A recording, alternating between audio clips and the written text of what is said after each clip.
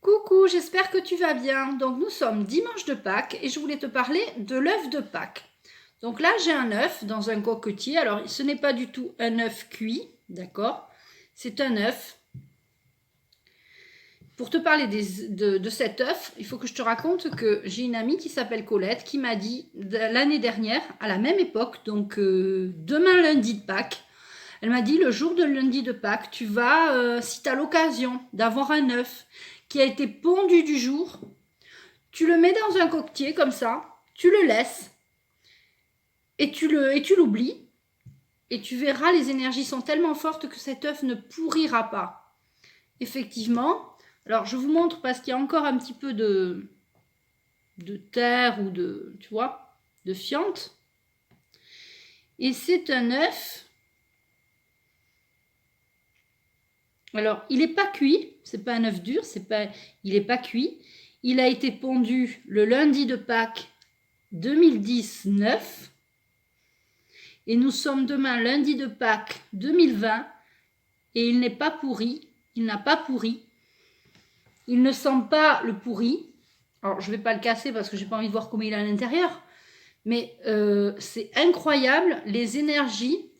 Cette amie, Colette, m'avait dit, tu verras, cet œuf, tu vas le mettre dans un coquetier, tu l'oublies, et quand tu vas le récupérer un an après, alors il y a 6 mois, cet été, je l'avais... il y a 6 mois cet été, enfin cet été, j'avais regardé où il en était, je sentais bien qu'il n'était pas pourri, sauf que chez moi, il fait quand même 30 degrés l'été, donc je l'avais mis dans mon garage, mais en fait, il y a une température ambiante normale, on va dire, et en un an, demain ça fera un an, il n'a pas pourri, il n'a pas bougé. C'est un œuf qui n'a pas bougé, donc je suis impressionnée par les énergies de Pâques. Les énergies de Pâques sont les plus fortes, je crois, de l'année. C'est ce que cette amie m'avait dit. Donc voilà, je voulais te parler de cet œuf de Pâques.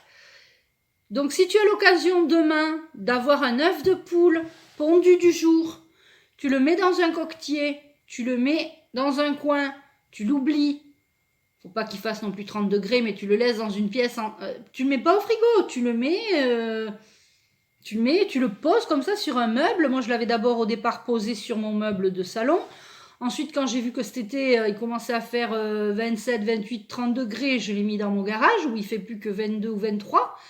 Et voilà, 21, 22, 23 à peu près.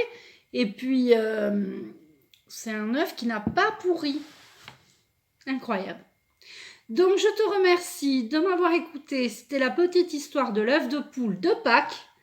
Je t'embrasse et je te dis à bientôt.